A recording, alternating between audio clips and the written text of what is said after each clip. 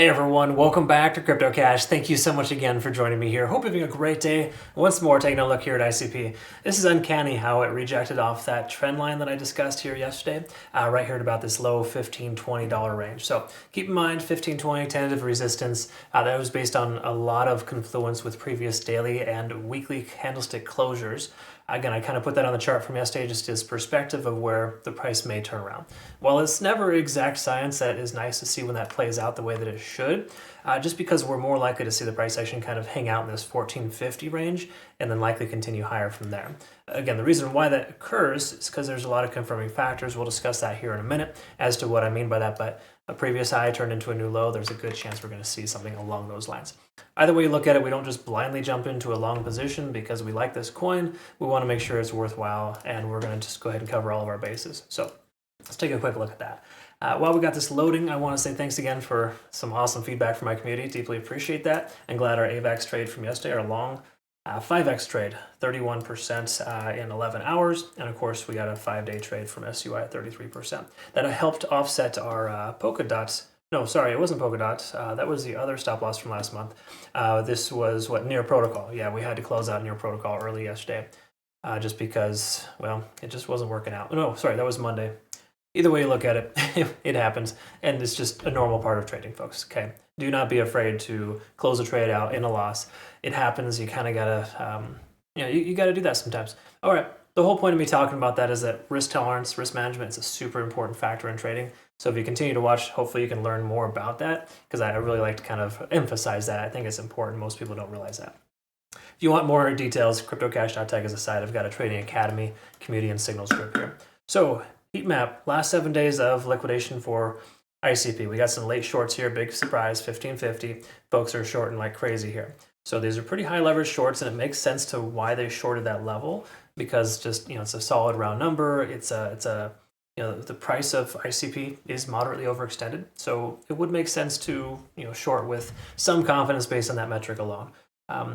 Granted, I understand why they did it. It's just a very irresponsible thing to do in all reality, just because with the charts, everything the way that the charts are looking right now, they're fully bullish, and shorting into a fully bullish scenario just because it's overextended is very foolhardy. You'll get lucky sometimes, but you start getting success with that. You'll start realizing that, oh, this is how it goes, this is how it works, and then you're going to start increasing your leverage, you're going to start increasing your position size, then all of a sudden you just get destroyed, and it's like everything for nothing. So try to be careful, folks. Always trade the same amounts, same leverage every time, and don't care about what other people are doing online. There's a lot of idiots out there that are going to show how amazing they are with 1,000% return on a 100x leverage trade that they got lucky on. That's exactly what it is, folks. Even the most skilled traders don't have that kind of accuracy. Either way you look at it, ICP, chunk of change here. So this is another reason why potential short is a mild consideration. I'm only just throwing it out there as food for thought, because when you have this liquidation delta too high for too long, it's that natural capitulation. The price has to pull back at some point. So we may see that from ICP soon. I still think we're a little early though. We've only seen this for about a day and a half or so. When you start seeing 3 or 4 days worth of extreme liquidation delta in one way, then it'll naturally align itself eventually the other way, okay? But for right now, we're not super overextended. We'll look at the charts. I'll explain what I mean by that. But for the moment, I think this is just normal price action.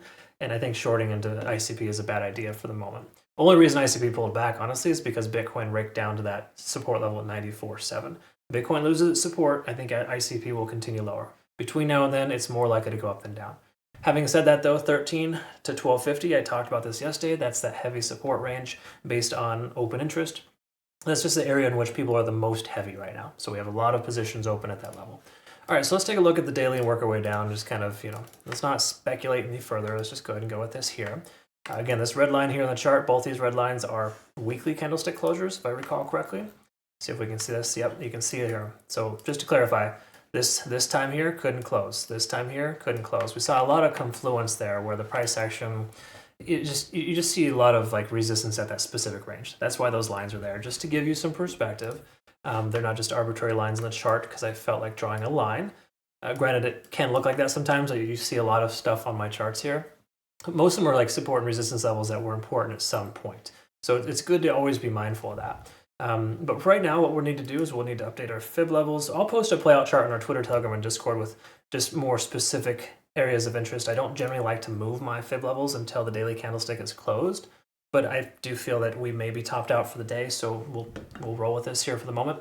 Having said that, though, we're above all SMAs in the daily, right? We are over 70 in the RSI. Money flow index is high. Stochastic is topping out. These are all very positive signs, okay? These are all signs you do not short into. It just makes no sense at all. So again, if you're going to short, just use proper risk tolerance and move your stop loss lower as you get into profit if you were to find that kind of profit. 4-hour time frame, this is going to reflect a very similar scenario here. In fact, from yesterday, most time frames, I think every single time frame was fully bullish. We're over the 20-day SMA. That's like the initial trend setter. If we start dropping below the 20-day SMA and close below it, then we may have a different conversation. Between now and then, we're fully bullish in ICP. There's no reason to consider closing your trade. The main reason why I say that, you could maybe consider closing your trade in profit if you're in a long. Again, depends on your risk tolerance and what your overall goal is for the coin. But we keep topping out here at 70 on the RSI, which is actually very favorable. It sounds weird, but when you have that natural resistance level, it's just kind of allowing the price action to pull back. It's creating that healthy staircase pattern, which is what you look for in a coin that you want to invest in. AVAX has this exact same scenario there. And to give you, complete disclosure here on AVAX, we took some nice healthy profits there, again, 32% in 12 hours. Once more, caught the wave there effectively. You're going to run into situations like this here where you try to short and you're going to get destroyed. You're more likely to find success going up because that's the trend, right? Anyways, what I'm getting at here is this is all very positive stuff here.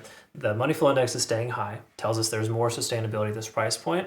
And then furthermore, too, stochastic, while it is pulling back and RSI is tapering off, we're still in really good shape with higher highs and higher lows, and we keep stepping up to these nice, perfect little consolidative efforts, okay? So as long as that continues, the likelihood of the price going up is greater, okay? If the price does pull back, we do have this natural support here based on the 4-hour time frame at 13.20. That reinforces itself here with this $12.50 to $13 open interest area. There's a reason why that previous resistance turned into a new support level, and we have a lot of confluence there too. So the 4-hour time frame to me really feels very strong. Again, I know it seems kind of weird. You see like a MACD divergence on the horizon and stochastic is pulling back. It just doesn't make any sense from a momentum standpoint here to try to short into that. Now, if we do take a look at overextension, we can recognize that we're at like a 6 right now. That basically just means we've been moving 24 hours in the same direction to the upside. It's natural for coins to want to pull back at 36 to 48 hours, right? So we're roughly halfway to 2/3 of the way through that push. We may see a little bit more of a leg up, but it would be more sensible for ICP to kind of hang out here and then take off from there, okay?